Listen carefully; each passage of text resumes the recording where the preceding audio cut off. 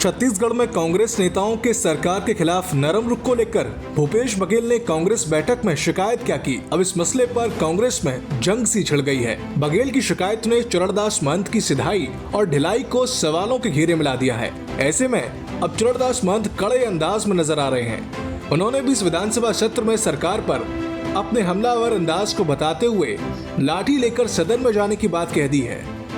बड़ी अच्छी तैयारी चल रही है और सब लोग इस बार लाठी लेके जाएंगे पूरी तरीके से लाठी। बड़ी अच्छी तैयारी चल रही है और सब लोग इस बार लाठी लेके जाएंगे पूरी तरीके से लाठी। बात बघेल और महंत के बीच थी, लेकिन जब सदन में आक्रामक रूप के साथ लाठी लेकर पहुंचने की बात कांग्रेस ने कही तो बीजेपी भी चुप नहीं रही। भाजपा ने सोशल मीडिया में कार्टून जारी कर कांग्रेस के नेताओं के मतभेद सामने लाने की कोशिश की है। चरणदास महंत के बयान को असंवैधानिक और अलोकतांत्रिक कहा गया है। सरकार की अपनी पूरी तैयारी है विधानसभा सत्र को लेकर। जहां तक नेता प्रतिपक्ष के बयान की बात आपने कही, राजनीति में लोकतंत्र में हिंसा का कोई स्थान नहीं है और इतने सीजन्ड नेता हैं, इतने सीनियर नेता हैं, ऐसे शब्दों का इस्तेमाल मुझे लगता है कि नहीं होना चाहिए और वास्तव में लोकतंत्र में हिंसा का कोई स्थान नहीं है और ये उचित भी नहीं है। 14 जुलाई से मानसून सत्र शुरू होने जा रहा है। ये सत्र कांग्रेस के लिए परीक्षा का सत्र रहने वाला है। इस सत्र में जहां नेता प्रतिपक्ष और उनकी टीम को सरकार को भेजना है, वहीं अपनी पार्टी को जवाब भी देना है। ऐसे में लाठी लेकर पहुंचने वाले महंत ये लाठी कितनी सरकार पर चलाएंगे और इस लाठी से उनके कितने अपने घायल होंगे, इस पर सबकी निगाह रहेगी। Bureau report TV 24।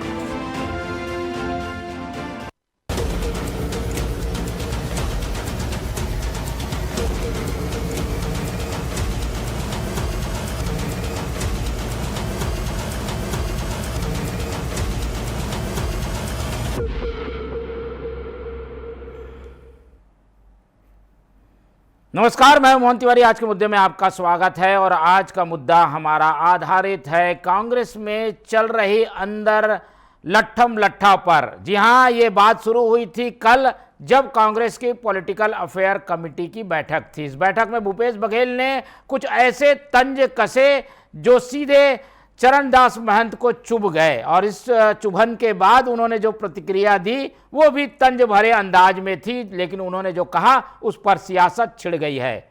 महंत ने कहा है कि वो विधानसभा सत्र लाठी लेकर पहुंचेंगे। आक्रामकता की उनसे उम्मीद की गई तो उन्होंने कहा कि इस बार तो लाठी ही भांजी जाएगी। ऐसे में ये लाठियां किस पर भारी पड़ेगी? क्या ये लाठियां जब विपक्ष के द्वारा सत्ता पक्ष पर चलाई जाएगी तो कहीं कोई अपना तो घायल नहीं हो जाएगा? इसी पर चर्चा करेंगे। पहले मिल लेते उन मेहमानों से जो इस चर्चा में हमारे साथ रहेंगे। हम बहुत स्वागत करेंगे। हमारे साथ मौजूद हैं इस पूरे मामले में बीजेपी का पक्ष रखने के लिए तौकीर रजा जी, बहुत स्वागत है आपका। इस पूरे मामले का राजनीतिक विश्लेषण और बयानों के पीछे का अर्थ समझाएंगे वरिष्ठ पत्रकार और राजनीतिक विश्लेषक अनिरुद्ध दुबे जी, बहुत स्वागत करेंगे आपका। और कांग्रेस का पक्ष रखने के लिए हमारे साथ मौजूद हैं अनिल चौहान जी, बहुत स्वागत है आपका। तो तीनों मेहमान हमारे साथ बने हुए हैं। माजरा क्या है वो भी हमने बता दिया। कहने का आशय चरणदास महंत का यही है कि लाठियां चलेंगी सत्ता पक्ष पर तो घायल सत्ता पक्षी होगा, पर इसके अर्थ कई निकाले जा रहे हैं। क्या है इसका अर्थ, क्या समझा जाए, एक एक करके समझने की कोशिश करते हैं। पार्टियां तो इसे स्पष्ट रूप से नहीं रख पाएंगी, इसलिए पहले दुबे जी से ही शुरुआत करते हैं और समझने की कोशिश करते हैं कल का प्रकरण, आज का प्रकरण क्या बताता है। दुबे जी, क्या समझे इन बयानों के मायने?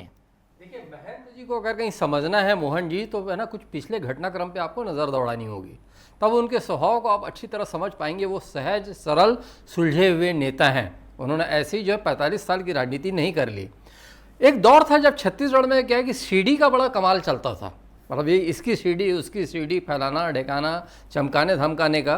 तो एक बार पुराने कांग्रेस भवन में डॉक्टर चरणदास महंत जी जब तत्कालीन प्रदेश कांग्रेस अध्यक्ष थे तो उनकी सीढ़ी को लेकर मीडिया से किसी ने सवाल कर दिया, तब वे भड़क कर बोले थे कि सीढ़ी मेरा खुद का नाम सीढ़ी है, मेरी कौन क्या सीढ़ी निकालेगा।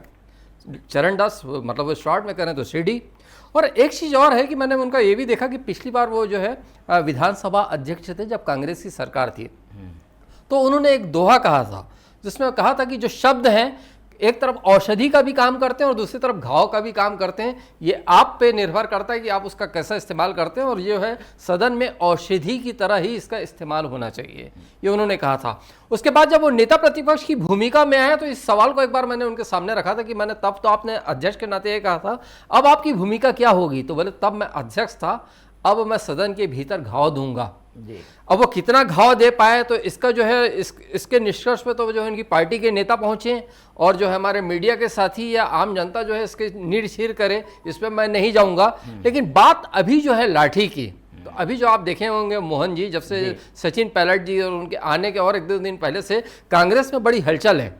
हालांकि खुल के ऑन द रिकॉर्ड कोई नहीं कह रहा है, लेकिन मीडिया के माध्यम से तरह तरह की बातें नजर आ रही है। उसमें भूपेश बघेल जी जो पूर्व मुख्यमंत्री हैं, मतलब ये मीडिया के माध्यम से बातें आ रही है, प्रिंट मीडिया में भी, इलेक्ट्रॉनिक मीडिया में, कि उन्होंने कहीं ना कहीं प्रहार किया प्रदेश कांग्रेस अध्यक्ष दीपक बैज जी पे और नेता प्रतिपक्ष डॉक्टर चरणदास महंत जी ने। हालांकि महंत जी ने हंस के कहा है कि इस बार तो लाठी लेके सदन में जाएंगे, लेकिन जहां तक के है तो उनकी बातों का कुछ न कहीं से गहरा अर्थ लिया जाना चाहिए। ठीक है, और लाठी लेके जाएंगे, इसका मतलब ये है कि संकेतों में इसे समझा जाना चाहिए कि ये कोई लाठी अस्त्र नहीं है, पर लाठी एक संकेत है कि किस तरीके के कड़े रुख के साथ कांग्रेस सदन में जाने वाली है। तो कांग्रेस से ही समझ लेते हैं कि क्या इसे लाठी के ही अर्थ में लें या सही में लाठी लेकर कांग्रेस जाने वाली है। विधायक दल की बैठक भी हो गई है और सचिन पायलट जी ने समझाइश भी दे दी है, भूपेश बघेल ने सवाल भी उठा दिए हैं। क्या समझा जाए, इस लाठी का अर्थ क्या है? चौहान जी, आपकी पार्टी क्या कहना चाहती है? आप तो अहिंसा के पुजारी पार्टी के हैं। हाँ मोहन जी, आपको, अनिरुद्ध जी हमारे विद्वान पत्रकार हैं, उनको प्रणाम करता हूं, तौकीर भाई को और टीवी 24 के विद्वान दर्शकों को मेरा नमस्कार। देखिए मोहन जी, जैसा कि अनिरुद्ध दुबे जी ने समझाया, बहुत हमारे श्रेष्ठ हैं वो, उन्होंने बहुत अच्छी बात कही कि इन बयानों का गहराई को बयानों की समझना जरूरी है। जैसा कि मैंने पिछली बार भी महंत जी के बयान पर आप ही के चैनल पर कहा था कि मेरे ड्राइवर ने कहा कि बने कचारवे भैया तौकीर भैया ला, तो कचारवे मतलब उठाकर पटकना नहीं है तौकीर जी को, उनको बातों पे कड़े से कड़ा प्रतिरोध करना है। और तौकीर जी ही इत्तेफाक से उस दिन थे, और मैंने एग्जाम्पल दिया भी था, आप ही एंकर थे। तो देखिए महत्वपूर्ण बात यह है मोहन जी की पार्टी की बैठक हुई, विपक्ष पर कड़े से कड़ा प्रहार कर सरकार पर करना है विपक्ष को, यह बात तय हुई, इसमें भी कोई बहुत बड़ी बात नहीं थी।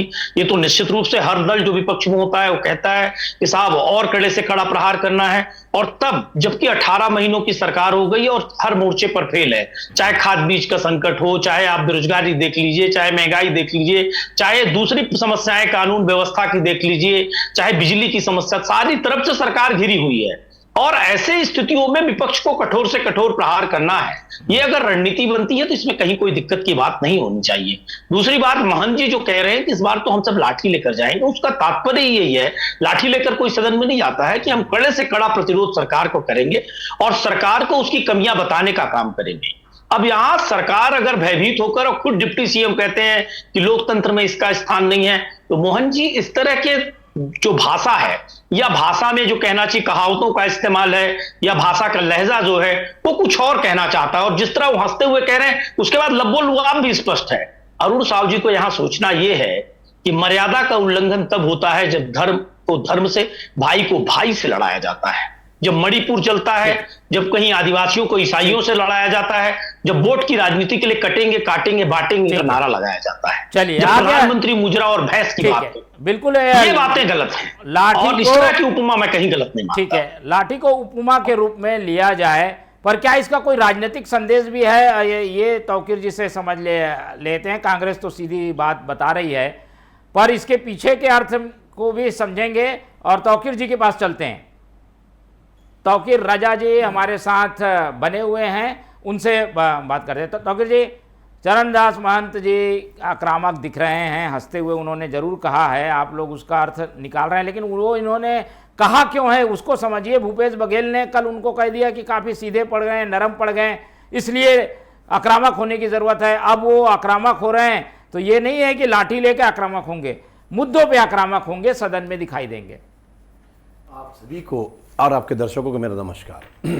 देखिए, मैं एक शेर से शुरुआत करना चाहूँगा। चकबस्त साहब का एक शेर है, असीर के मायने होते हैं कैद, कैद करना, बेड़ी पहनाना। तो मैं चकबस्त साहब का जो मैं शेर पढ़ना चाहूँगा कि उसमें ये बहुत अच्छा शेर उन्होंने कहा था, उसी से मैं शुरुआत करूँगा कि मुझे असीर करो या मेरी ज़बां काटो, मुझे असीर करो या मेरी ज़बां काटो, मेरे ख्यालों को बेड़ी पहना नहीं सकते।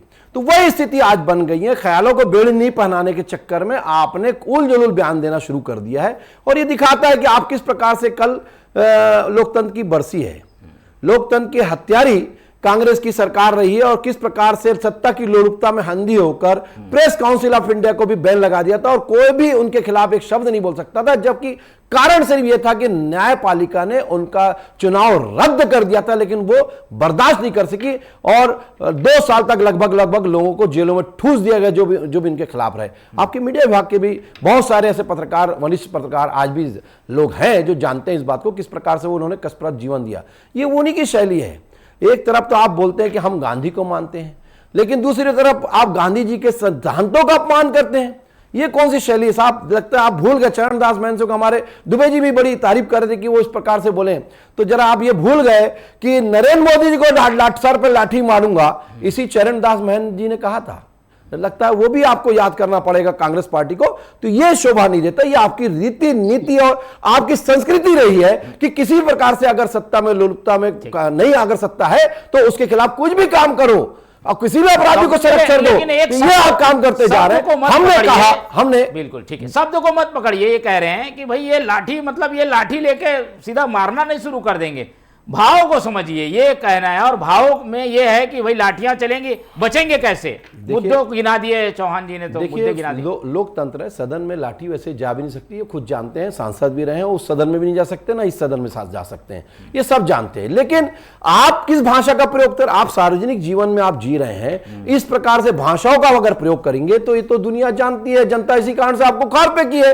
आज तो आप नगरीय निकाय जैसे चुनाव तक में आप कहीं पर नहीं टिक पा रहे हैं, पूरे देश में ये हाल है। 3 बार के चुनाव आपका राष्ट्र का जो चुनाव है उसमें आप 3 बार में 99 का आंकड़ा पार नहीं कर पा रहे, तो आप उसके बावजूद इस प्रकार से उलझुल बयान देंगे तो कुछ नहीं होता। रही बात, हमने काम किया, इसके कारण से आज हम टिके हुए हैं और आने वाले समय में हम टिकेंगे। हमने जो विकास किया, माननीय विष्णुदेव साई की सरकार ने जो वादे किए उसको अच्छा सा पूरा किया है, चाहे वो 3100 रुपए देने की बात हो, चाहे वो चरण पादुका देने की बात हो, चाहे वो तेलुपत्ता के बोनस देने की बात हो, हमने सब दिया। हमने प्रधानमंत्री आवास देने की बात हो, वो हम किए हैं, और ये उपलब्धि हमारी रही, साइंस है, काम हो रहा है, लेकिन ये बर्दाश्त नहीं कर पा रहे। लाठी को रोकने की पूरी तैयारी है, लेकिन हम सियासी जो भाषा शैली है उसके पीछे के बैकग्राउंड को समझने की कोशिश करेंगे, और ये लंबे समय से राजनीति को करीब से देख रहे हैं अनिरुद्ध जी ज़्यादा बेहतर बता पाएंगे। ये तो समझ में आ गया कि लाठी लेके नहीं जाएंगे, लाठी उपमा है अनिरुद्ध जी। लेकिन हम इसी सदन में नेता प्रतिपक्ष को 14वें मंत्री के रूप में सुनते आए हैं, कहीं उसी ओर तो भूपेश बघेल ने इशारा नहीं किया, और इसीलिए महंत जी को नाराज होकर या खीज होकर यह बताना पड़ा कि मैं लाठी लेकर जाऊंगा। क्या इसके पीछे का बैकग्राउंड बताइए थोड़ा, इस बयान के पीछे क्या भावना हो सकती है? क्योंकि वो तो कबीर पंथी हैं, कबीर की भावना में चलते हैं, लेकिन उन्होंने ऐसी बात कह दी है। देखिए क्या है कि विधानसभा और लोकसभा जो है लोकतंत्र का मंदिर है, और बहुत सम्मान के साथ और बहुत मतलब गरिमामय तरीके से उसके बारे में बात की जाती है, उसके प्रति कोई भी जो है बात कही जाती है। आज आपने कह दिया मोहन जी कि वहाँ पे 13वें और 14वें मंत्री की बात, अब मतलब लोग तो ये चर्चा कर जाते थे, मीडिया के भाई कर जाते थे, पॉलिटिक्स में बात हो जाती थी, बड़े धीर गंभीर लोग कि 10 लाख रुपए महीना बंधा है जी। उसके बाद फिर थोड़ा सा आगे हुआ तो 10 का बोले 20 लाख रुपए महीना बंधा हुआ है, ये भी आप बात सुनते रहे होंगे जी, जी। कौन सी बात, मैं ना किसी पार्टी की कर रहा हूँ, ना किसी नेता का नाम ले रहा हूँ, ना कहीं कोई। चूंकि आपने कहा 13वें और 14वें मंत्री की, तो इसलिए मैं बात कर रहा हूँ। भाई तौकीर रजा ने अभी मेरे से कहा कि मतलब यह कि दुबे जी ने महंत जी का उल्लेख किया। हाँ, मैंने महंत जी का उल्लेख किया, लेकिन तौकीर भाई जो है हर पार्टी में जो है अपने अपने ढंग से बात रखने वाले जो है मिल जाते हैं। देखिए एक छोटा सा उदाहरण देता हूं मैं, उदाहरण छोटा सा ही है, कोई बहुत बड़ा नहीं है, कि वहां पे जब कांग्रेस 2018 के चुनाव में उसने घोषणा की थी कि कर्ज माफी की घोषणा, तो भारतीय जनता पार्टी के ही बहुत दिग्गज नेता, पूर्व मंत्री, अभी की स्थिति में पूर्व मंत्री, उन्होंने कहा था कि इटली से भी पैसा आ जाए तो किसानों का कर्ज माफ नहीं हो सकता। भाई जैसा भी हुआ, कर्ज के बोझ तले दब गई होगी सरकार, लेकिन कर्ज तो माफ हुआ। और किसी ने ये भी कह दिया था कि मैं मतलब इस्तीफा दे दूंगा, ये कर दूंगा, वो कर दूंगा, तो खैर वो इस्तीफा नहीं दिए। उनको भी कहीं कहीं मतलब इस चीज़ का गुमान हुआ होगा और वो महसूस किए होंगे कि कई बार जल्दबाजी में बात हो जाती है। लेकिन हाँ, आपने जो है अनिल सिंह चौहान जी से जो आपने एक सवाल किया कि आप तो जो है अहिंसा के पुजारी रहे, जो है महात्मा गांधी की पार्टी के हैं। महात्मा गांधी आपने नहीं कहा, लेकिन आप उनकी पार्टी के हैं। तो एक चीज ये है कि इस जब डॉक्टर चरणदास महंत जी जब विधानसभा में अध्यक्ष पद पर थे, विधानसभा अध्यक्ष थे, तो वो उन्होंने ही महात्मा गांधी पर 2 दिन का विशेष सत्र रखा, जिसका ड्रेस कोड भी निर्धारित था। जो पैजामा या धोती पहनता है तो वो सफेद होगा, और कुर्ता तो सफेद होगा ही, उस पर जैकेट भी सफेद होगा। तो ऐतिहासिक सत्र था, हमने भी उस सत्र में रह के बहुत कुछ सीखा। लेकिन मोहन जी, ये भी बात गौर करने लायक है कि सरकार तो कांग्रेस की थी, लेकिन अधिकतम कांग्रेसियों ने वहां पे गोडसे पे ज्यादा चर्चा की। मतलब वहां पे गांधी पे चर्चा कम हो गई थी, गोडसे की बात ज्यादा हो रही थी। मतलब मैं ये मेरा कहने का आशय है कि राजनीति में कई तरीके की बातें घूमती है और आरोप प्रत्यारोप का दौर चलता है। तब तत्कालीन जो है नेता प्रतिपक्ष धर्मलाल कौशिक जी ने कहा था कि अगर इतने ही तो गोडसे पर भी विशेष सत्र बुलवा लें। तो ये बहुत तरीके की, देखिए क्या है कि राजनीति ये बहुत क्या कहना चाहिए, समुद्र है, मतलब सागर है। तो इसमें कई तरीके की चीजें निकलती है, अमृत भी निकलता है, विष भी निकलता है। घाव वाली बात मैं पहले कही चुका हूं मोहन जी। ये बघेल जी और इनके बीच कुछ तल्खी है क्या, इस वजह से ये चीजें निकल रही हैं बयानों के रूप में, इसको भी थोड़ा बताइए। देखिए क्या है कि बघेल जी की बातें तो मैंने कहा कि ये जो चीज़ें आई है मीडिया में, आपने भी देखा, मैंने भी देखा, पढ़ा। हालांकि हम दोनों पत्रकार हैं, लेकिन हमें कहना तो यही पड़ेगा। बघेल जी ने तो आपसे भी नहीं कहा, ना मेरे से कहा, ना कोई उनके बड़े नेता ने खुलकर आपसे कहा, ना मेरे से कहा। लेकिन बात यह है कि आप गौर करिए, भाई महंत जी का भी तो स्टेटमेंट था। मतलब यहाँ पे उन्होंने तो एक बार मंच से था जहाँ पे छत्तीसगढ़ सरकार की मंत्री थी तत्कालीन कांग्रेस की सरकार में, कि कुछ लोग जो है मेरी पत्नी को हरवाने के लिए लगे रहते हैं। उस मंच से वे बहुत बड़ी बात कह गए। फिर एक बार जब भूपेश जी और जब टी.एस. बाबा जी जब उनके बीच मंत्री पद को लेकर 2.5 साल वाला मुद्दा था, तो उन्होंने कहा था कि सेमीफाइनल में तो 4 लोग थे, उन दोनों के अलावा मैं और ताम्रध्वज साहू। अब देखो फाइनल में क्या होता है। तो कुल मिला के ऐसी जब स्थितियां आती है और ऐसे जब स्टेटमेंट आते हैं, चाहे इधर भूपेश जी की तरफ से हो या महंत जी की तरफ से सारी चीजें हो, तो उसमें बहुत गंभीरता से लिया जाना चाहिए और गंभीरता से उस राजनीतिक पक्ष को समझने की कोशिश करना चाहिए। बिल्कुल चौहान जी, आप कांग्रेस तो अभी तक बढ़िया चल रही थी, जोगी जी के जाने के बाद तो काफ़ी एकता, काफ़ी मधुरता आ गई थी, मित्रता बढ़ गई थी, लेकिन फिर से उसी राह पे तो नहीं चल रही है। ये बयान है वो क्या बताते हैं, अंदर जो हुआ वो तो पेपरों में, अखबारों में, सब में आ गया, और उसी का ये एक रिएक्शन है जो लाठी वाले बयान के रूप में हमें देखने को मिला। क्या कुछ अंदर खाने कुछ पक रहा है चौहान जी? मोहन जी, देखिए मीडिया में क्या छपा, क्या चीजें आई, उस विषय को छोड़कर आप इस विषय को मोटा तौर पर, जैसे मैंने पहले भी बताया, कि सरकार को घेरने के लिए और सरकार की विफलता जो जग जाहिर है उसको स्पष्ट करने के लिए ठोस से ठोस प्रहार बनाने की रणनीति को लेकर बैठक थी और बैठक हुई। अब उसमें कुछ चीजें मिर्च मसाला लगाकर लोगों के सामने लाई गई, उससे बहुत ज्यादा कोई फर्क नहीं पड़ता। दूसरी बात देखिए, चरणदास महंत जी के बयान को लेकर जो सम्मानित तौकीर भाई कह रहे हैं, बयान तो तब दिक्कत वाले हैं कि अगर तौकीर भाई भगवान न करे सेना में होते, वो होते तो गौरव की बात है, पर अगर सेना में होते और मार के आ जाते 400 पाकिस्तानियों को, तो इनका कोई केंद्रीय मंत्री कह देता कि हमने एक पाकिस्तान के भाई को भेजा था और मार के आ गया। कर्नल सूफिया कुरैशी का बयान सबको याद है, और वो मंत्री है और उसको कोई हटाने वाला नहीं है मध्य प्रदेश सरकार में। तो ये जब तौकीर भाई को और सूफिया जैसी लोगों को, कर्नल सूफिया जैसी सम्मानित सेना के अधिकारियों को पाकिस्तानियों की बहन और आतंकियों की बहन और भाई बता देते हैं, तो वो भाषा का बहुत बड़ा मर्यादा का हनन है, मैं ये कहना चाहता हूं। दूसरी बात, इन्होंने आपातकाल की। देखिए, जो अघोषित आपातकाल 11 वर्षों से हम झेल रहे हैं, क्या दबाव मीडिया समूहों पे है, कहां एजेंसियां जा रही हैं, कहां स्टेट जा रहा है, कहां चुनाव आयोग जा रहा है, पीएमएलए एक्ट 145 पे क्यों सुप्रीम कोर्ट की संवैधानिक बेंच को विचार करना पड़ रहा है, यह बहुत गहन चिंतन का विषय। 20वीं सदी थी, आज 21वीं सदी में कैसा कंट्रोल हो रहा है, कैसी तानाशाही हो रही है, कैसी हिंसा फैलाई जा रही है पूरे देश में, यह बड़ी चिंता का विषय है। क्यों एंटी मुस्लिम और एंटी क्रिश्चियन ही राजनीति की जा रही? क्या हिंदुस्तान के नागरिक छत्तीसगढ़ में बने रहते हैं, उसी समुदाय से आते हैं, पर तौकीर भाई की अपनी प्रतिबद्धता है। मैं ये कहना चाहता हूं मोहन जी कि चाहे छत्तीसगढ़ की आप बात कर लीजिए, चाहे पूरे हिंदुस्तान की, जहां अहिंसा, सत्य और मर्यादाओं की बात आती है, तो मैं नहीं कहता कलयुग है, लेकिन आप ये देख लीजिए कि कांग्रेस ने जितनी शुचिता का पालन किया है, किसी भी राजनीतिक दल ने नहीं किया। भारतीय जनता पार्टी चूंकि फेलियर की ओर है पूरी तरह से, 18-19 महीनों में इनका पूरी सरकार का ढोल फट चुका है। जनता देख चुकी है कि बिजली, खाद, पानी, हर दिशा में सिर्फ भ्रष्टाचार और कमीशन खोरी का खेल चल रहा है। जनता परेशान है, कानून व्यवस्था की स्थिति सबके सामने है। तो भाजपा ऐसी चीजों को लेकर सुनियोजित और प्रायोजित तरीके से चीजों को अलग दिशांतर करने का प्रयास करती है, डाइवर्ट करने का प्रयास करती है। और आप इसी बात से देख सकते हैं तौकीर भाई अभी भी लाठी पर आपत्ति कर रहे हैं कि मोदी जी को लाठी मारने की बात कर दिए। तो देखिए सवाल यहां यह है कि महंत जी जैसा सुलझा हुआ नेता, जिसकी भाजपा के मुख्यमंत्री से लेकर सब बड़े नेता तारीफ करते हैं और वो खुद कहते हैं तो सुचिता की राजनीति करते हैं, उनका इंगित क्या करना चाहते थे, वो बताना क्या चाहते थे, और उसको यहाँ कैसे प्रस्तुत किया जा रहा है, इसी से समझ लीजिए। इसी बात की तो बहस है कि उनके जैसे सुचिता युक्त नेता ने, नरम नेता ने इस तरीके की बातें कही थी। तौकीर जी, बीजेपी इसे क्या मुद्दे के रूप में देख रही है या कुछ चेतावनी मिली है उसकी तैयारी के रूप में देख रही है? देखिए, मैं उम्मीद करूंगा अनिल भाई जो है, मैंने बड़ी धैर्य से इनकी बातें सुनी, तो उम्मीद करूंगा कि आप भी धैर्य सुनेंगे। देखिए, ऐसा है कि आप अपनी गलतियों को छुपाने के लिए कितने अच्छे प्रोपेगेंडा अपनाते हैं और कितनी अच्छी सफाई से आपने बोल दिया और उनकी बातों को ढक दिया। चरणदास महंत जी बहुत अच्छे आदमी हैं, लाठी प्रधानमंत्री को मारने की बात करते वो अच्छे आदमी हो सकते हैं। ये कौन सी शैली की बात कर रहे हैं जो अच्छे हो सकते हैं? ये तो नहीं हो सकता कि आप कोई भी आज तक किसी प्रधानमंत्री को लाठी मारने की बात नहीं करी। विपक्ष ने भी करी जब आपके केंद्र में सरकार रही, हमने कभी नहीं करा। बेफोर्स का हत्यारे रहे, लेकिन बेफोर्स के दलाल रहे, लेकिन किस प्रकार से काम करे।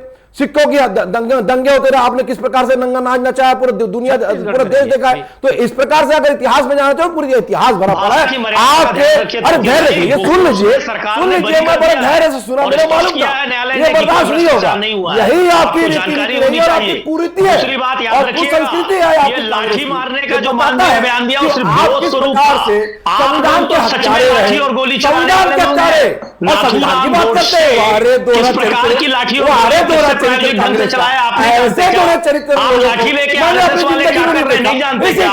लाठी उनका प्रमुख हथियार है और क्या आपके नेता नहीं कह रहे हैं कि कोई एक मारेगा तो हम मारेंगे, हमने लोकसभा चुनाव में जनता ने आपको वही लाठी मारा था, कोई मुस्लिम सेफ नहीं बचा था। यही चरणदास किस तरह से मुस्लिम समुदाय पर अटैक और क्रिश्चियन लाठी मारा था, आप नहीं भूल गए लगता है। उसके बाद विधानसभा चुनाव भी आ गया और उसमें भी लाठी जनता ने मार दी और नगरीय निकाय चुनाव लेकर आज तक कौन देश में बेमलकता फैला रहा है, आरएसएस के द्वारा उत्पन्न दल आप नहीं जानते क्या? अरे तौकीर भाई आप भी जानते हैं, शायद आप कहना नहीं है, लेकिन आप सवाल इस बात का है, यही बेखौफ के दलालों की पार्टी के लोग कहते हैं और इसी प्रकार से संविधान के हत्यारे करते हैं, क्योंकि कांग्रेस संविधान के हत्यारे है,